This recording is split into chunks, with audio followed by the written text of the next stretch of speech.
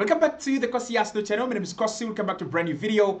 Arsenal really like Anthony Gordon, and I'm very excited about the prospect of him being an Arsenal player. Now, he is only an option to Nico Williams. If we don't get Nico, Anthony Gordon is one of the many players Arsenal are looking at. In this video, we're going to be diving into why Anthony Gordon, why he's such a perfect fit for Arsenal, why I like him, and why for me, if Arsenal don't get Nico, he's such a great alternative. Hit the like button, subscribe to the channel as well.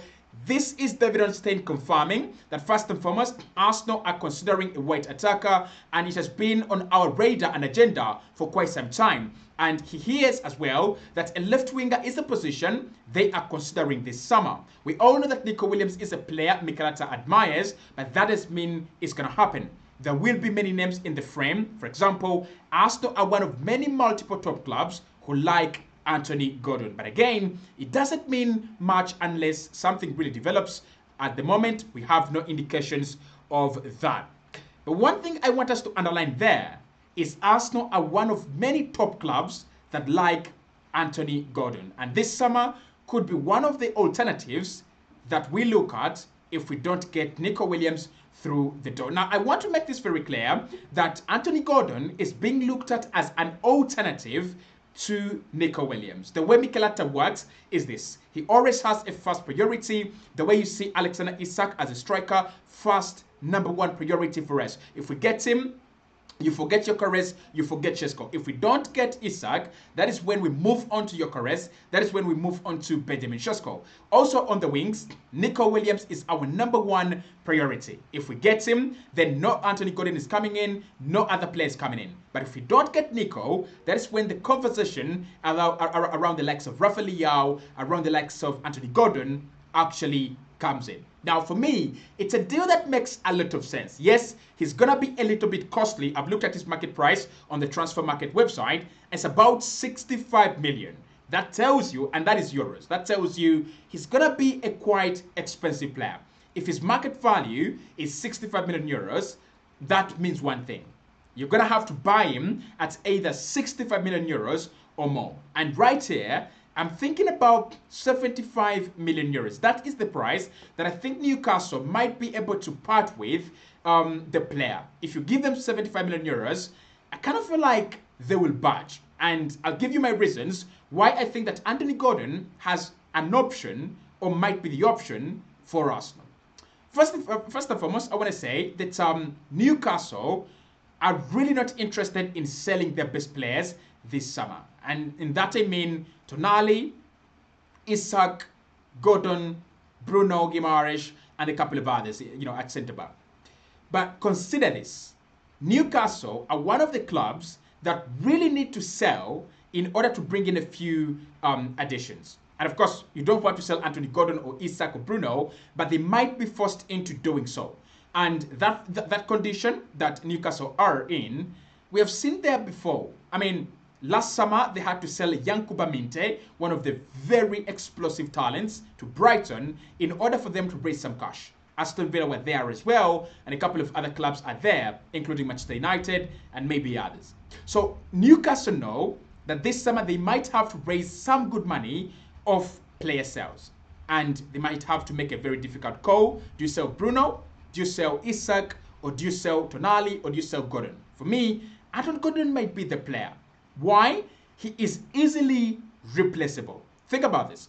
If they sell Anthony Gordon for 75 million, they could go out there and sign Ademola Lookman for around the same price or even 50 million, and it works out very well. They can go to Brighton and sign Simeon Adingra, and still it works out very well. So for me, Gordon at Newcastle is much easier to replace the way Liverpool did with Trent Alexander-Arnold, Virgil van Dijk, and Mo Salah. It is hard to get Alexander Isak talent if you're Newcastle right now. It's going to be harder for you to replace Bruno Guimaraes or Sandro Tonali or Steven Botman. So what you do, you get rid of an Anthony Gordon, a player that you can easily replace. So Arsenal, if we are serious, I think Gordon is a player we can get because Castle can afford to lose him.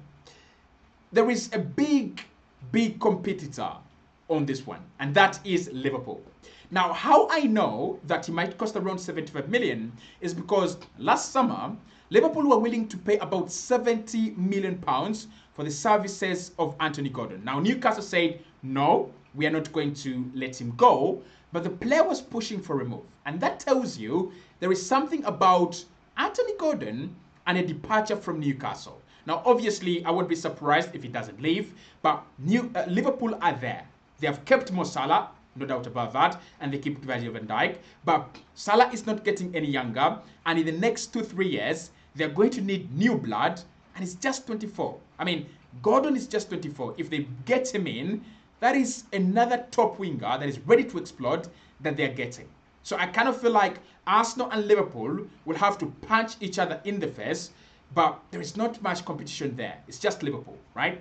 So why do I think that this is a very good deal for Arsenal? And why do I think that Arsenal should actually try it? First and foremost, 75 million is not going to be paid at once. This is about contract amortization. Basically what it means is 75 million that Arsenal will have to pay across 5 years. That tells you everything you need to know about this deal. 75 million every single year. Arsenal might pay about 15 million on this deal as compared to the Nico Williams deal where we might have to pay about 30 million or 40 million at once. For me, it makes sense, right? It's not a release clause. It is 75 million that will be negotiated with Newcastle. Arsenal might pay maybe 20 million or 25 million up front, and then the rest of the money can be coming in installments during the length of the player's contract. So if you're looking at this summer, and Arsenal are looking to sign about 7 players, we've just done that video, it's already on the channel, go watch it. We are looking to do about 7 players. That could cost anywhere between 200 to 300 million. Are you really telling me that Arsenal can afford to trigger a release clause this summer? We might be able to, but we might be safe not to. And that's why this deal, in terms of finances, actually makes a lot of sense. And the other thing that the Gordon deal comes with, it just saves you and it relieves you of the stress of the Nico Williams wages. Now, Nico Williams is a good player, but is he worth 250,000 a week yet? Possibly, possibly not. Now, if I'm Arsenal, I'm looking at Gordon, I'm like, how much is he earning? Possibly around 100,000 at Newcastle. You can give him 170,000 or 190,000 and a deal is done. You don't have to give him the crazy 250,000 a week, which is actually going to put a lot of stress on our wage bill. So again, you're dealing away with a Nico Williams wage stress, and you're also getting a player for reasonable wages and a reasonable amount on contract amortization.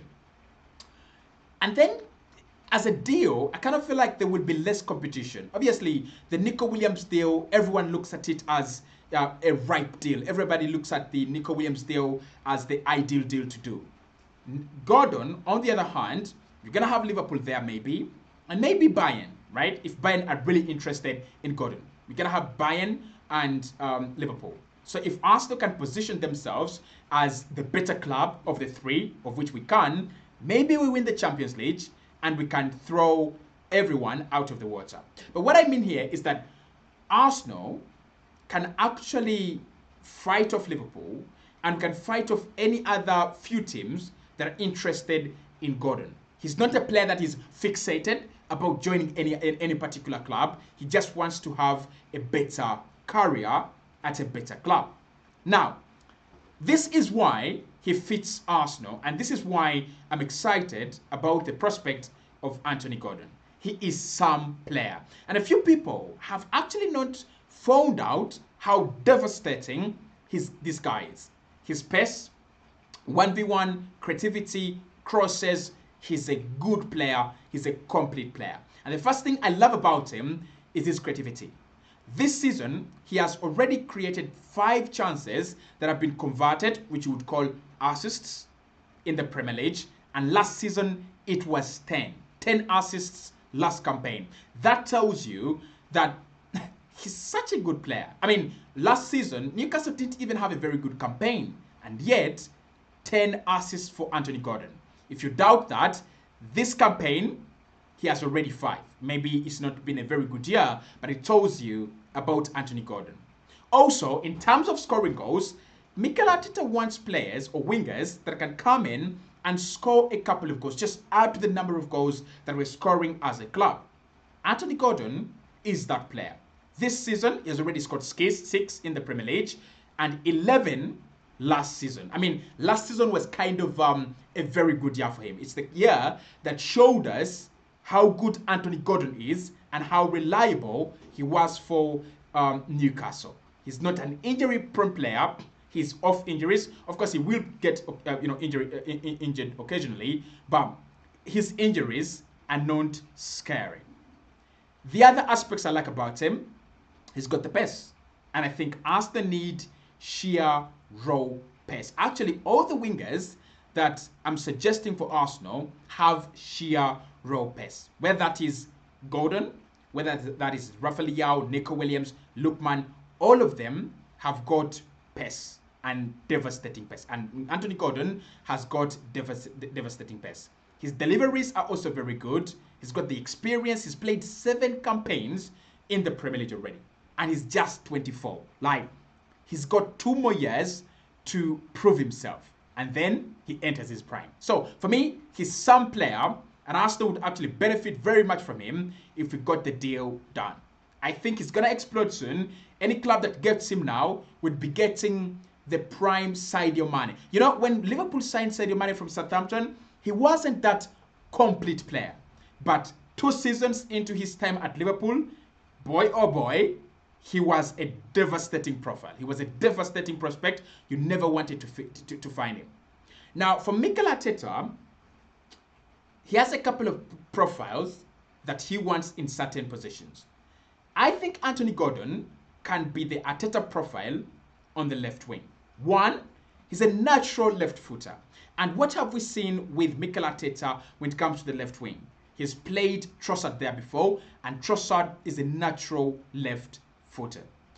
Of course, Trossard is a very good player. He plays with 2 feet, and he's got the ability to cut inside. He's got the ability to, drive. He's such able on both feet. But Gordon, being a natural left footer, allows Arsenal to do something different on the left-hand side as compared to what we do on the right. I mean, it is about Saka inverted on the right. So could we have a natural winger, natural wing play on the left-hand side? More crosses in the penalty area and more freedom to beat players on the byline. Secondly, he can invert.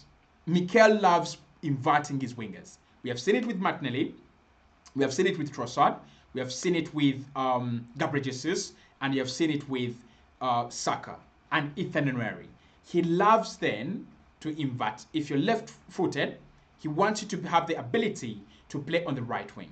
If you're right-footed, you must have the ability to play on the left wing. And I think Anthony Gordon can do that very well. He can cut inside, he can shoot, he's got that powerful shot as well as a player, and he scores a couple of goals. And lastly, his finishing is devastating, right? He's got the pace, but his finishing is devastating. I think Mikel has been talking about effectiveness. And in terms of effectiveness, he's talking about, can I get players that are good enough in the final third? Can I get players that can impact the final third the way I want it to? I think Anthony Gordon can be that player. Now, I'm not going to talk about everything good and then don't talk about the downside of the deal. The first thing, of course, is that English premium.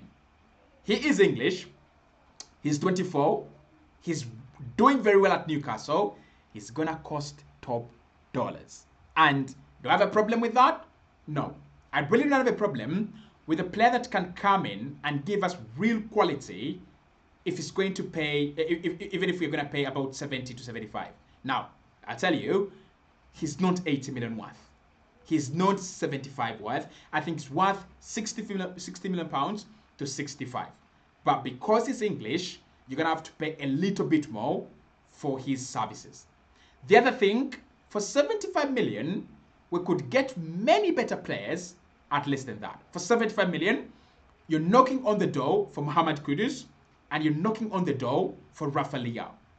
But for less than that, you have the likes of Lukman, you have the likes of Semenyo, you have the likes of Mbeumo, all less than 75 million. And if you think about Arsenal, we need to commit funds to other areas of the pitch. It shouldn't be winger and striker, right? Get your midfield in order, get your defense in order, patch it up, get your two goalkeepers, like we've said in the first video today, and then also, fix your attack. So giving 675 million to Newcastle for Anthony Gordon, it might be a bit of a stretch. Not because the player is not good enough, just because I feel like 75 for Gordon, but I like him. I really like him. He is the real definition of a good winger in the Premier League. And if Arsenal can do that deal, credit to them. It's a good deal. And if he joins any of the clubs apart from Newcastle, maybe Liverpool, maybe Arsenal, my opinion right now is going to be just fine. I trust it.